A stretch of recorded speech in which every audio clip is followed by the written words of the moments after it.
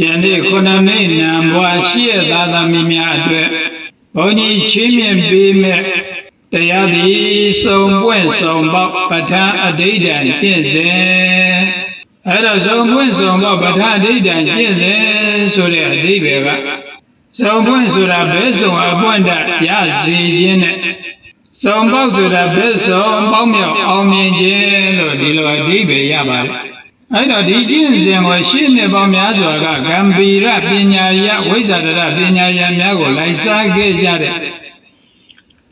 ယဟန်ပုဂ္ဂိုလ်လူပုဂ္ဂိုလ်များကျင့်ကြံခဲ့တယ်ပူဇော်ခဲ့တယ်လို့သိရပါတယ်အဲ့တော့ယနေ့ဗုဒ္ဓဘာသာတို့အထွတ်မြတ်ထားတဲ့အလွန်မတန်အစွမ်းထက်တဲ့ပဋ္ဌာန်း24ပြည့်စီပစ္စယုတ်ဒေသနဲ့ဂုဏကိုယ်ပါတွေ့စားပြီးတော့ရုပ်ဖတ်ပူဇော်ရခြင်းဖြစ်ပါတယ်အဲ့တော့အဋိဋ္ဌံကျင့်မယ်ဆိုရင်လည်းပဲပရိစိတ်ပြီးတော့အဋိဋ္ဌံကျင့်ခဲ့တာတွေလည်းရှိပါတယ်အဲ့တော့ဒီကျင့်စဉ်ဟာရှိရခင်ကလူသိနေခဲ့ပေမဲ့1990ခုနှစ်နောက်ပိုင်းမှာသာသနာရေးမဂ္ဂဇင်းနဲ့ဂံဗီရမဂ္ဂဇင်းတွေမှာကိုယ်တိုင်ချင်းလို့အကျိုးပေးထူးခြားပုံတွေကိုကိုယ်တွေ့ပြည့်ရများနဲ့ကြဲကြဲပြန့်ပြန့်ရေးသားလာတော့မှအတော်တန်ဒီကျင့်စဉ်ကိုလူသိလာကြတယ်သို့တော်လည်းပဲယနေ့မီဒီယာခေတ်ကြီးထဲမှာသိပြီးတော့ကြဲကြဲပြန့်ပြန့်မသိသေးတာရဲ့ကျင့်သူနဲ့နေသေးရတွေ့ရပါတယ်အဲ့တော့ဒီကျင့်စဉ်နဲ့ပတ်သက်ပြီးတော့လွန်ခဲ့တဲ့2010ခုနှစ်လောက်ကမေဇိမတရားပေထုတ်လို့ရေးတာဝင်ကမောင်နိုင်ခေါ်ကိုနိုင်ဆိုတဲ့တရားတရားဘုန်းကြီးတန်ရောက်လာတယ်အဲ့တော့ဒီစုံပွင့်စုံပေါက်ပဋ္ဌာန်းဒိဋ္ဌံကျင့်စဉ်နဲ့ပတ်သက်ပြီးတော့မင်းမြန်လျှောက်တာကြဲကြဲပြန့်ပြန့်ဆွေးနွေးပေါ်တည်တော်ကလေးအဲ့ဒါဆွေးနွေးပြီးတော့တကာကဆရာတော်ရဲ့စီစဉ်ညွှန်ကြားမှုနဲ့ဒီစာအုပ်ထုတ်ချင်ပါတယ်ဗျာလို့လျှောက်တော့ဘုန်းကြီးလည်းဒီစာအုပ်သေးလုံးတဲ့စာအုပ်လည်းမဖြစ်ရအောင်ကြီးတဲ့စာအုပ်လည်းမဖြစ်ရအောင်ပေါ်ပေါ်ပါပါယူဆောင်သွားလို့လဲလွယ်ကူအောင်ဆိုပြီးတော့ဒီစုံမွေ့စုံပေါက်ပဋ္ဌာန်းဒိဋ္ဌံကျင့်စဉ်နဲ့လောရဲ့အဓိပ္ပာယ်လေးတွေကိုရေးသားပေးလိုက်တော့အဲ့ဒီမေဇိမစာပေကစုံပွင့်စုံပေါက်ပဋ္ဌာန်းဒိဋ္ဌံကျင့်စဉ်ဆိုတဲ့ခေါင်းစဉ်နဲ့စာအုပ်ထုတ်ခဲ့ပါတယ်အဲ့ဒီကျင့်စဉ်ဟာယနေ့ကလိယုဂခေတ်လိုခေါ်တဲ့သုက္ကကာလကြီးထဲမှာရေဘေးတွေမိဘေးတွေငလျင်ဘေးတွေစစ်ဘေးတွေယောဂဘေးတွေစတဲ့ကသုံးပါစိုက်လာတဲ့အချိန်ဘာနမိနာမရှိရသာသမီများအဲ့ဒီကဘေးကလွတ်မြောက်စေရန်ကဘေးကလွတ်မြောက်ဖို့ရာထောက်ကိုပြုစေရန်မိမိတို့ရဲ့အလုတ်ကံခွင့်လန်းတွေကျင်းနေကြတဲ့ရောက်နေတဲ့ပုဂ္ဂိုလ်တွေအလုတ်ကံခွင့်လန်းတွေပွင့်လင်းအောင်လောကကြီးပါစီးပွားရေးတွေအတွက်အထောက်အကူပြုပေးနိုင်တဲ့ဘဲဆောင်အပွင့်တရစေရန်ဘဲဆောင်အောင်မြင်ပေါက်မြောက်စေရန်ရည်ရွယ်ပြီးတော့ဒီဆောင်ပွင့်ဆောင်ပေါက်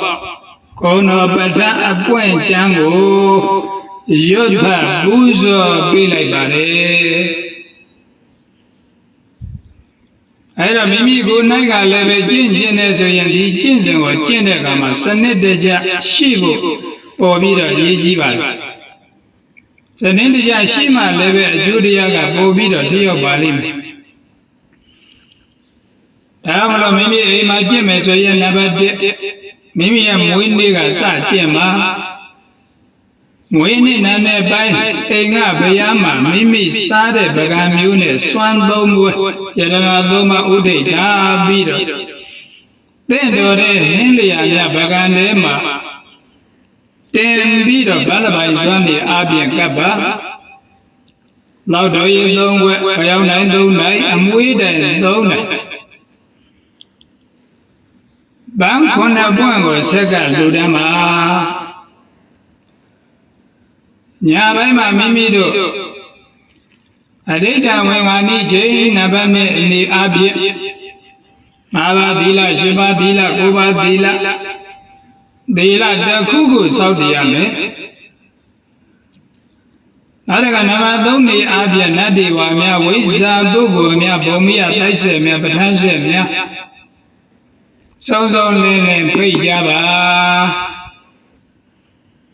နံပါတ်4နေအပြင်မေတ္တာသုတ်ကိုရွတ်ပြီးတော့မေတ္တာပို့တာပါ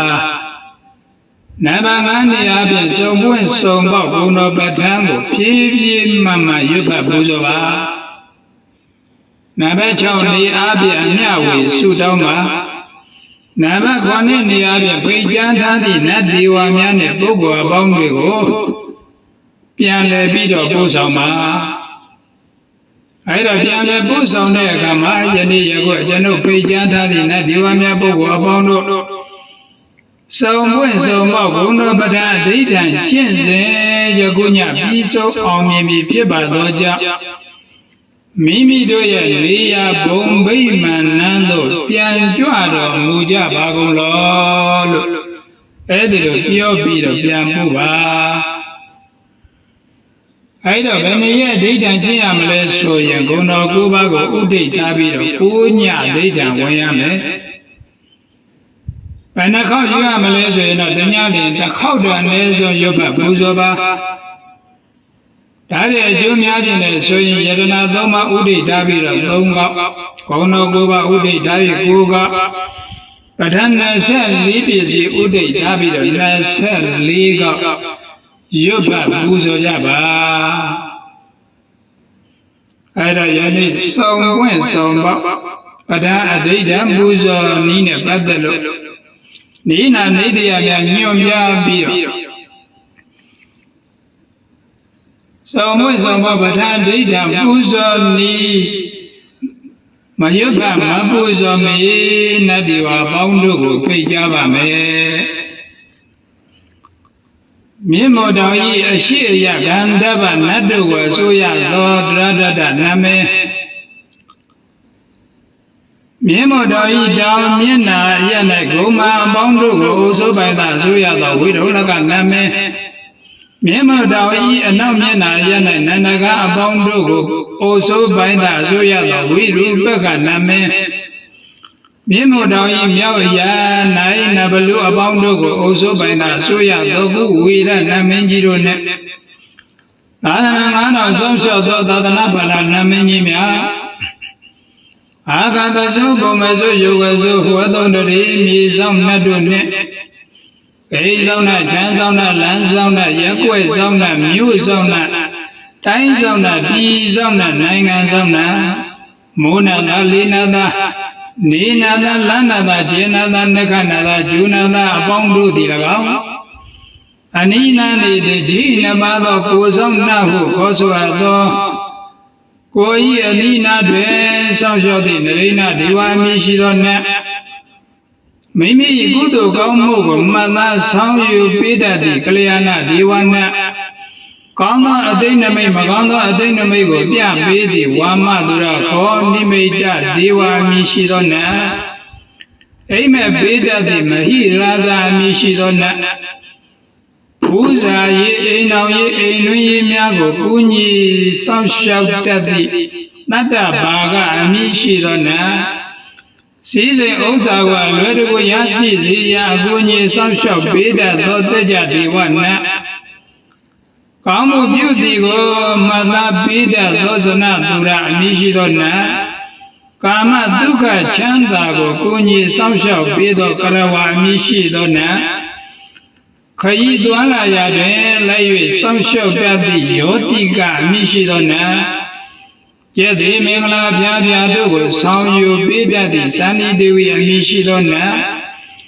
ပညာရေးကိစ္စတွေအနောက်ရှက်ကင်းအောင်မြင်အောင်ဘုန်းကြီးစောင့်ရှောက်တတ်သည့်သူရသတိအမည်ရှိသောနတ် မကောင်းမှုတွေကိုပြုလုပ်ဖို့ရန်အတွက်တိုက်တွန်းနှိုးဆော်တတ်သည့်ကာလကံဒီအမည်ရှိသောနတ်အစရှိသောတစ်ချိန်တစ်ပါးသောနတ်ဒီဝအပေါင်းတို့လည်းပဲကြွရောက်တော်မူကြပါကုန်လောကျိုးရှိခွင်မှာဆောင်းလျှောက်၍နေကြကုန်သောစိတ်ဓာတ်အမည်ရှိသောတရင်ငွေကျိုးဆောင်နာမည်ကာယအမည်ရှိသောတရင်နာကျိုးဆောင်နာမည်ဝရိယအမည်ရှိသောအင်္ဂါကျိုးဆောင်နာမည်တတ္တအမည်ရှိသောဗုဒ္ဓဟုကျိုးဆောင်နာမည်သောကအမည်ရှိသောစနေကျိုးဆောင်နာမည်ပုံညအမည်ရှိသောဇာတာပတိကျိုးဆောင်နာမည်မာနအမည်ရှိသောရာဟုကျိုးဆောင်နာမည်သာနာအမည်ရှိသောတောက်ကြကျိုးဆောင်နာမည်နဲ့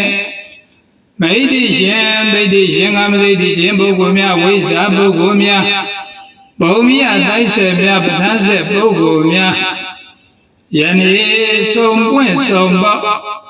ပဋ္ဌာန်းအဋ္ဌံကျင့်စဉ်ကိုရုပ်ဖတ်ဘူးဆိုရာဤနေရာဤဌာနသို့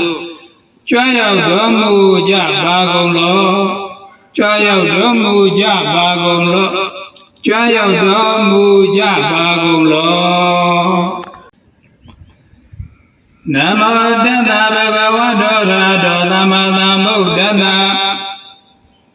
နမောတတ္တဗုဒ္ဓဝါဒောရဟတောသမ္မာသမ္ဗုဒ္ဓတ္တနမောတတ္တဗုဒ္ဓဝါဒောရဟတောသမ္မာသမ္ဗုဒ္ဓတ္တဧတုပိစယောရဟံဗုဒ္ဓသောဘဝဣတိပိဟေတုပိစယောဧတုပိစယောသမ္မာသမ္ဗုဒ္ဓသောဘဂဝါဣတိပိဟေတုပိစယောဧတုပိစယောဝိဇ္ဇာစရဏသမ္မာနောသောဘဂဝါဣတိပိဟေတုပိစယောဧတုပိစယောဒုက္ခတောသောဘဂဝါဣတိပိဟေတုပိစယောဧတုပိစယောလောကဝိတုသယမောစိနောသောဘဂဝါဣတိပိဟေတုပိစယောဧတုပိစယောနုဒရမုရိသဓမ္မသာရတိဇိနံဗုဒ္ဓသောဘဝဣတိပိဟေတုပိစယောဧတုပိစယောတတ္ထာဒေဝမနုဿနဇိနံအရဟတောသောဘဝဣတိပိဟေတုပိစယောဧတုပိစယောဗုဒ္ဓသောဘဝဣတိပိဟေတုပိစယောဧတုပိစယောဘဂဝါဗုဒ္ဓသောဘဂဝါဣတိပိဟေတုပိစယောအာရမဏပိစယောအရဟံဗုဒ္ဓသောဘဂဝါဣတိပိအာရမဏပိစယောအာရမဏပိစယောသမ္မာသမ္ဗုဒ္ဓသောဘဂဝါဣတိပိအာရမဏပိစယောအာရမဏပိစယောဝိဇ္ဇာစရဏသမ္မာနောသောဘဝဣတိပိအာရမဏပိစယောအာရမဏပိစယောဒုက္ခတောသောဘဝဣတိပိအာရမဏပိစယောအာရမဏပိစယောလောကဝိတုသယမောစိနောသောဘဝဣတိပိအာရမဏပိစယောအာရမဏပိစယောအနုဒရမုရိသဓမ္မသာရတိဇိနံဗုဒ္ဓသောဘဝဣတိပိအာရမဏပိစယောအာရမဏပိစယောတတ္ထာဒေဝမနုဿနဇိနံအရဟတောသောဘဝဣတိပိအာရမဏပိစယောအာရမဏပိစယောဗုဒ္ဓသောဘဝဣတိပိအာရမဏပိစယောအာရမဏပိစယောဘဂဝါဗုဒ္ဓသောဘဝဣတိပိအာရမဏပိစယောအဓိပတိပိစယောရဟံဗုဒ္ဓသောဘဂဝါဣတိပိအဓိပတိပိစယော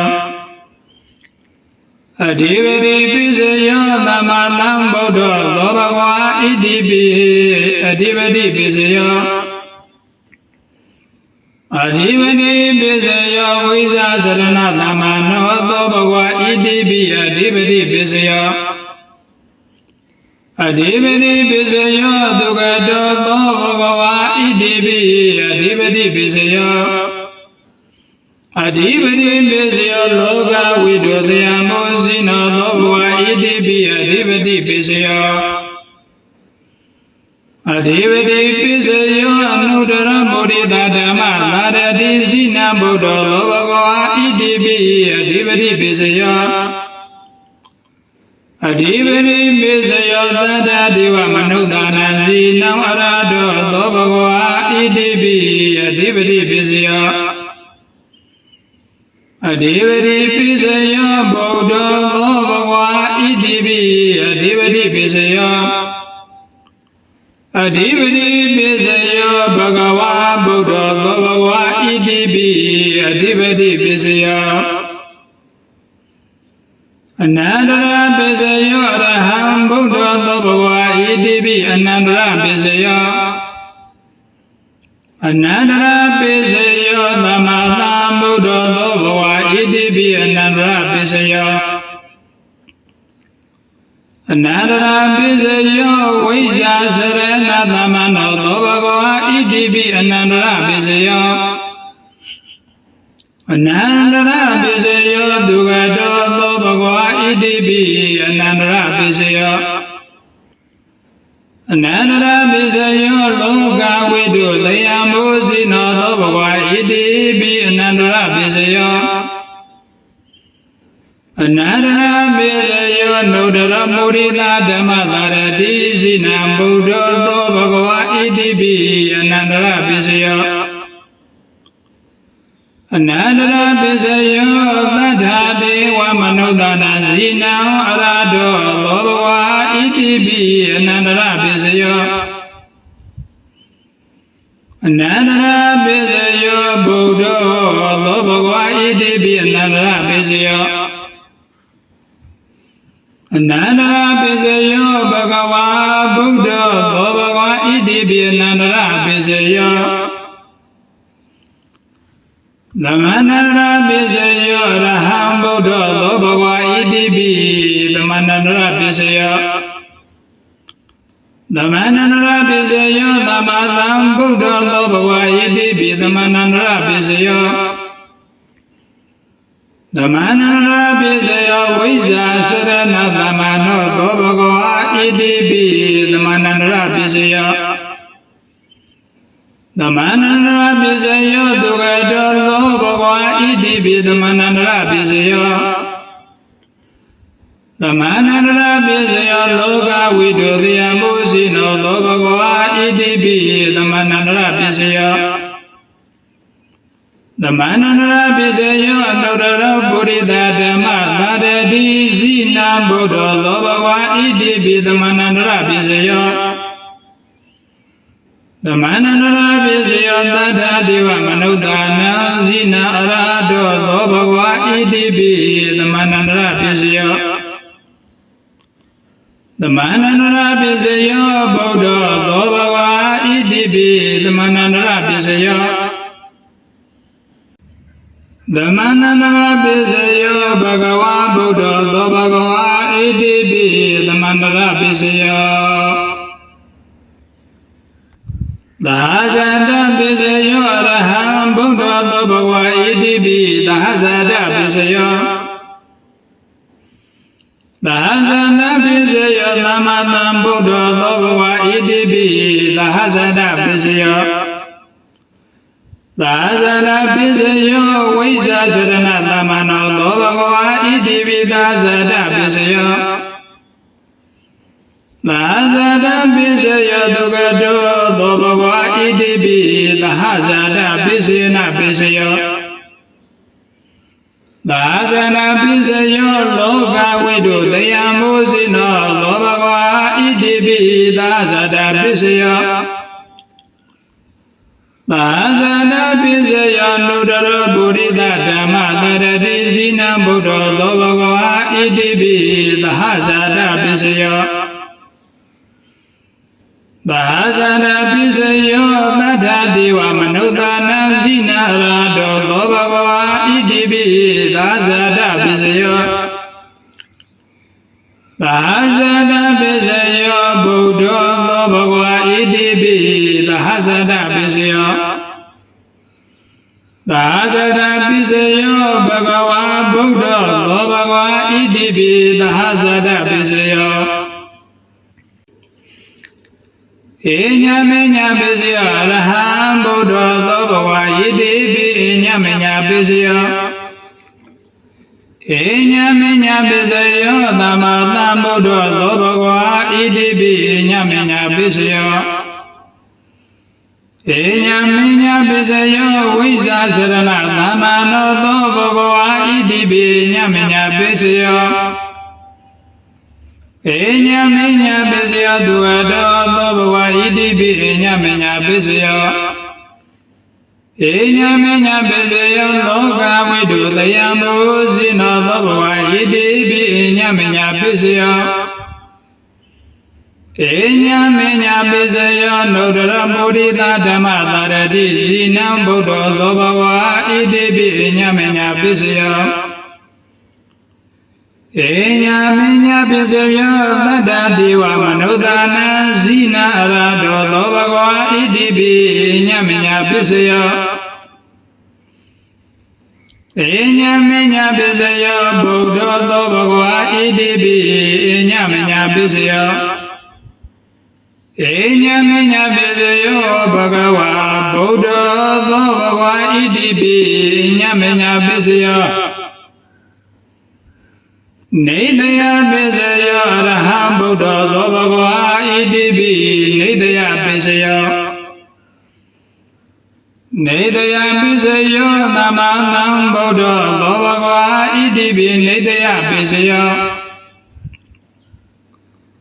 နေတယပိစယောဝိဇ္ဇာစရဏသမ္မာနောသောဘဂဝါဣတိပိနေတယပိစယောနေတယပိစယောဒုက္ခတောသောဘဂဝါဣတိပိနေတယပိစယောနေတယပိစယောလောကဝိတုတယမောဇိနောသောဘဂဝါဣတိပိနေတယပိစယောနေတယပိစယောအနုတရပုရိသဓမ္မသာရတိဇိနံဗုဒ္ဓသောဘဂဝါဣတိပိနေတယပိစယောနေတယပိစယောသတ္တဒေဝမနုဿာနာဇိနံဝရတောသောဘဂဝါဣတိပိနေတယပိစယောနေတယပိစယောဗုဒ္ဓသောဘဂဝါဣတိပိနေတယပိစယောနေတယပိစယောဘဂဝါဗုဒ္ဓသောဘဂဝါဣတိပိနေတယပိစယောဥပနိတယပိစယောအရဟံဗုဒ္ဓသောဘဂဝါဣတိပိဥပနိတယပိစယောဥပနိတယပိစယောသမ္မာသမ္ဗုဒ္ဓသောဘဂဝါဣတိပိဥပနိတယပိစယောဥပနိတယပိစယောဝိဇ္ဇာစရဏသမ္မာနောသောဘဂဝါဣတိပိဥပနိတယပိစယောဥပနိတယပိစယောသူအတောသောဘဂဝါဣတိပိဥပနိတယပိစယော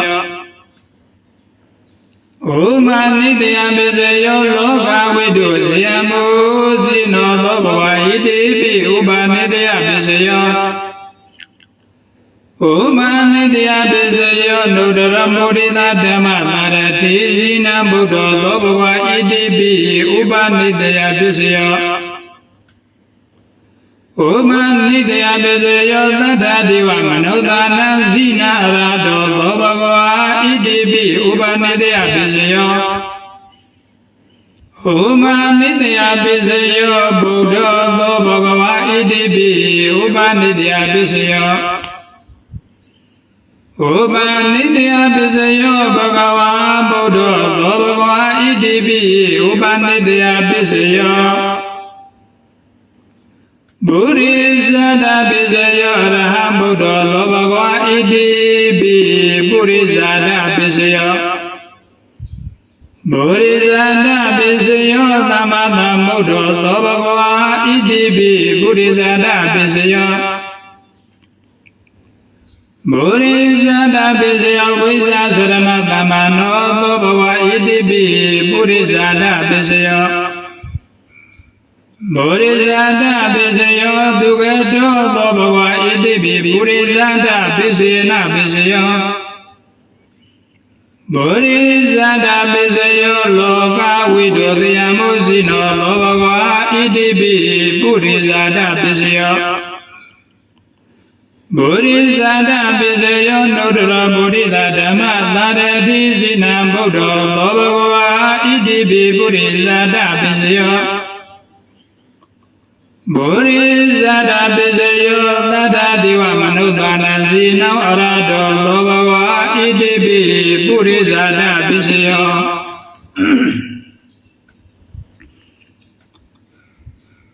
ပုရိသန္တပစ္စယောဗုဒ္ဓောလောဘဂဝါဣတိပိပုရိသန္တပစ္စယောပုရိသန္တပစ္စယောဘဂဝါဗုဒ္ဓောလောဘဂဝါဣတိပိပုရိသန္တပစ္စယောပေဇာသန္တပစ္စယောအရဟံဗုဒ္ဓောလောဘဂဝါဣတိပိပိဇာသန္တပစ္စယောပေဇာသန္တပစ္စယောသမ္မာသမ္ဗုဒ္ဓောလောဘဂဝါဣတိပိပိဇာသန္တပစ္စယောပေဇာသန္တပစ္စယောဝိဇ္ဇာစရဏသမ္မာနောသောဘဂဝါဣတိပိပိဇာသန္တပစ္စယောပေဇာသန္တပစ္စယောသူဝတ္တောသောဘဂဝါဣတိပိပိဇာသန္တပစ္စယောပေဇာသန္တပစ္စယောလောကဝိတုတယမောစီနောသောဘဂဝါဣတိပိပိဇာသန္တပစ္စယောပေဇာသန္တပစ္စယောနုတ္တရမုရိသဓမ္မသာရတိစီနံဗုဒ္ဓောသောဘဂဝါဣတိပိပိဇာသန္တပစ္စယောပေဇာသန္တပစ္စယောသတ္ထတိဝမနုဿာနစီနာရတောသောဘဂဝါဣတိပိပိဇာသန္တပစ္စယောပေဇာသန္တပစ္စယောဗုဒ္ဓောသောဘဂဝါဣတိပိပိဇာသန္တပစ္စယောပေဇာသန္တပစ္စယောဘဂဝါဗုဒ္ဓောသောဘဂဝါဣတိပိပိဇာသန္တပစ္စယောအာဒီဝနပိစယောရံဗုဒ္ဓောသောဘဂဝါဣတိပိအာဒီဝနပိစယောအာဒီဝနပိစယောသမ္မာသမ္ဗုဒ္ဓောသောဘဂဝါဣတိပိအာဒီဝနပိစယောအာဒီဝနပိစယောဝိဇ္ဇာစရဏသမ္မာနောသောဘဂဝါဣတိပိအာဒီဝနပိစယောအာဒီဝနပိစယောဒုက္ခတောသောဘဂဝါဣတိပိအာဒီဝနပိစယောအာဒီဝနပိစယောလောကဝိတုတယမောစီနောသောဘဂဝါဣတိပိအာဒီဝနပိစယောအာဒီဝနပိစယောနုတ္တရမုရိသဓမ္မသာရတိစီနံဗုဒ္ဓောသောဘဂဝါဣတိပိအာဒီဝနပိစယောအာဒီဝနပိစယောသတ္ထတိဝမနုဿာနစီနာရတောသောဘဂဝါဣတိပိအာဒီဝနပိစယောအာဒီဝနပိစယောဗုဒ္ဓောသောဘဂဝါဣတိပိအာဒီဝနပိစယောအာဒီဝနပိစယောဘဂဝါဗုဒ္ဓောသောဘဂဝါဣတိပိအာဒီဝနပိစယောကာမပိစယောရဟံဗုဒ္ဓောသောဘဂဝါဣတိပိကာမပိစယော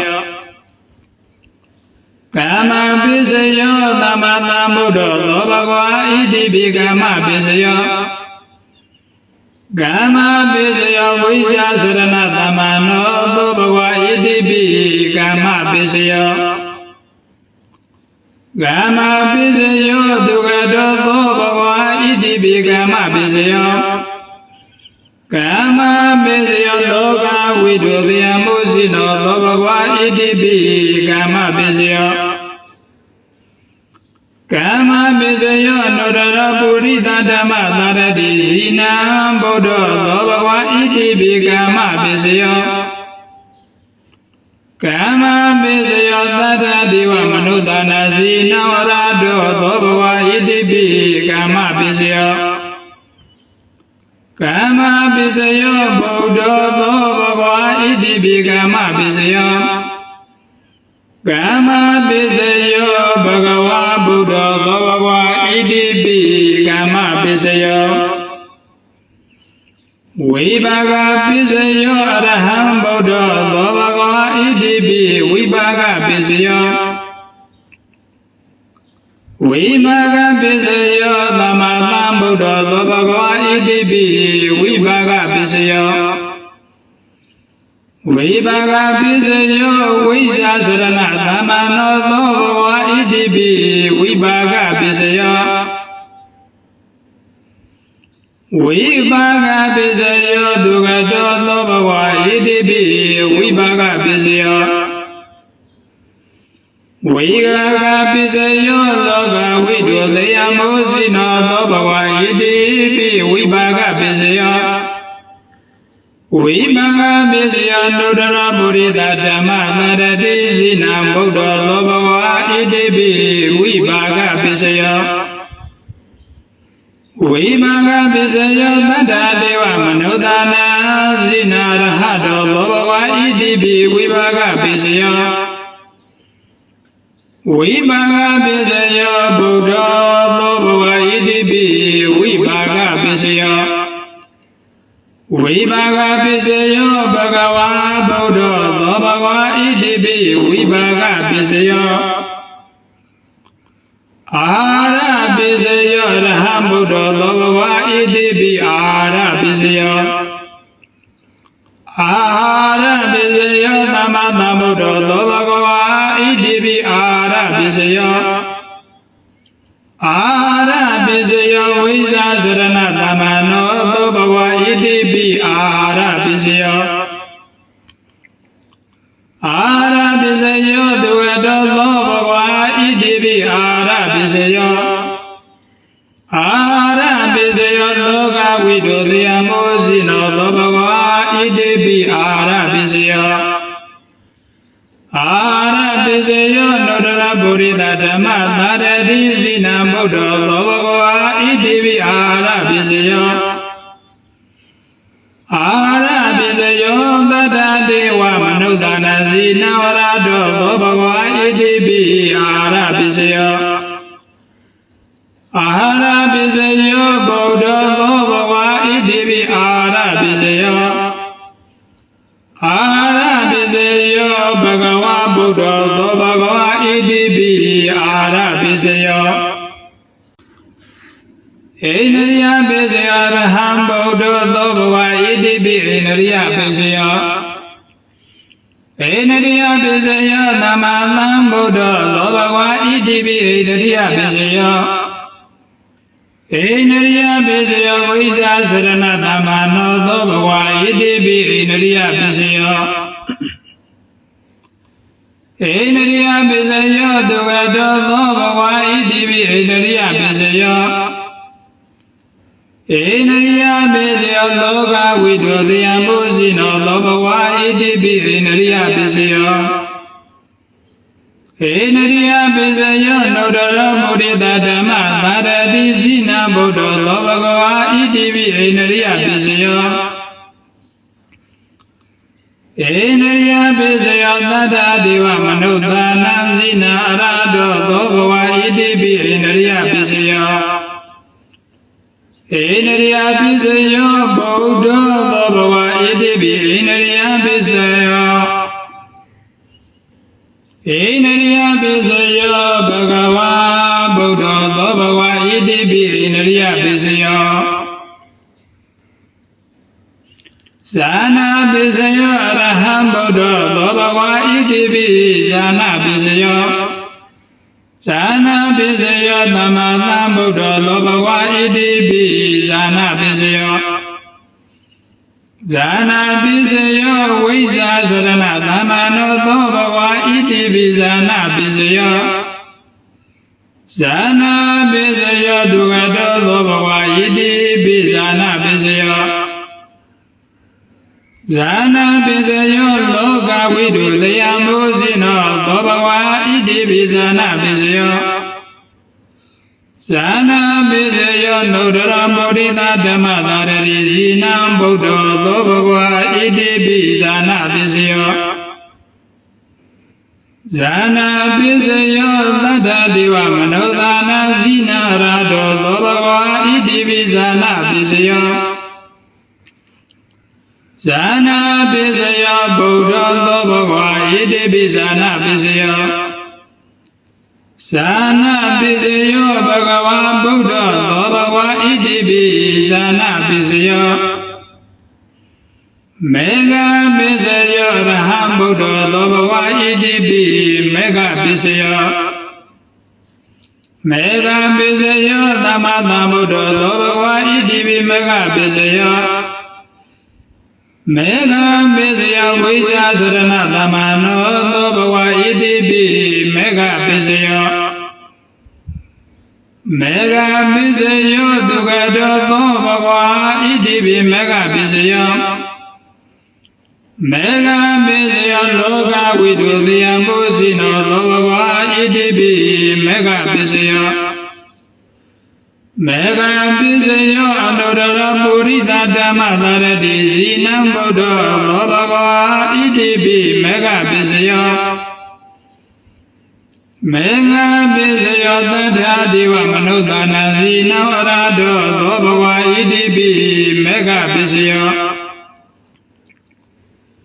မေဃပိစယောဗုဒ္ဓသောဘဂဝါဣတိပိမေဃပိစယော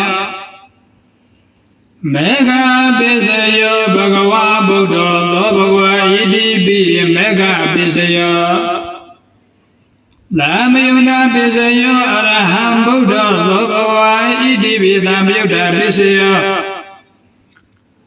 သာမယုဏပိစယောသမ္မာသမ္ဗုဒ္ဓသောဘဂဝါဣတိပိသံယုဒ္ဓပိစယောသာမယုဏပိစယောဝိဇ္ဇာစရဏသမ္မာနောသောဘဂဝါဣတိပိသံယုဒ္ဓပိစယောသာမယုဏပိစယောဒုက္ခတောသောဘဂဝါဣတိပိသံယုဒ္ဓပိစယောသာမယုဏပိစယောလောကဝိတုသေယံဘုစီနောသောဘဂဝါဣတိပိသံယုဒ္ဓပိစယော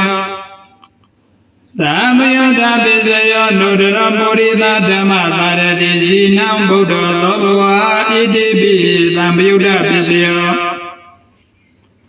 သာမယုဏပိစယောသတ္ထဒေဝမနုဿာနာဇိနံအရာတောသောဘဂဝါဣတိပိသံယုဒ္ဓပိစယောသာမယုဏပိစယောဗုဒ္ဓသောဘဂဝါဣတိပိသံယုဒ္ဓပိစယောသာမယုဒ္ဓပိစယောဘဂဝါဗုဒ္ဓသောဘဂဝါဣတိပိသံယုဒ္ဓပိစယောဝိပယုဒ္ဓပိစယောအရဟံဗုဒ္ဓသောဘဂဝါဣတိပိဝိပယုဒ္ဓပိစယောဝိပယုဒ္ဓပိစယောသမ္မာသမ္ဗုဒ္ဓသောဘဂဝါဣတိပိဝိပယုဒ္ဓပိစယောဝိပယုဒ္ဓပိစယောဝိဇ္ဇာစရဏသမ္မာနောသောဘဂဝါဣတိပိဝိပယုဒ္ဓပိစယောဝိပယုဒ္ဓပိစယောသူကတောသောဘဂဝါဣတိပိဝိပယုဒ္ဓပိစယောဝိပယုဒ္ဓပိစယောလောကဝိတုသေယံဘုစီနောသောဘဂဝါဣတိပိဝိပယုဒ္ဓပိစယောဝိပယုဒ္ဓပိစယောအနုတ္တရမုဒိတဓမ္မသာရတိရှိနံဗုဒ္ဓသောဘဂဝါဣတိပိဝိပယုဒ္ဓပိစယောဝိပယုဒ္ဓပိစယောသတ္တဒေဝမနုဿာနာဇိနာရဟတောသောဘဂဝါဣတိပိဝိပယုဒ္ဓပိစယော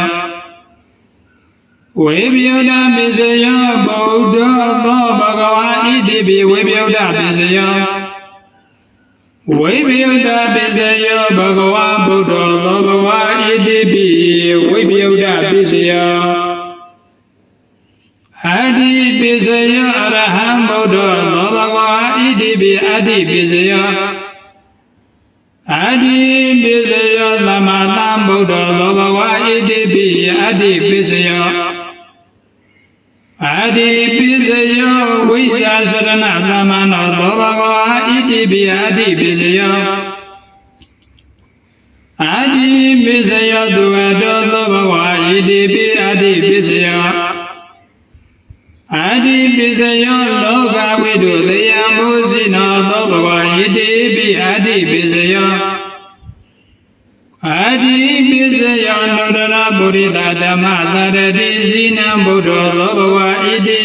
ပိအတ္တိပစ္စယောအတ္တိပစ္စယောသတ္ထဒေဝမနုဿာနာဇိနာရတောသောဘဝဣတိပိအတ္တိပစ္စယော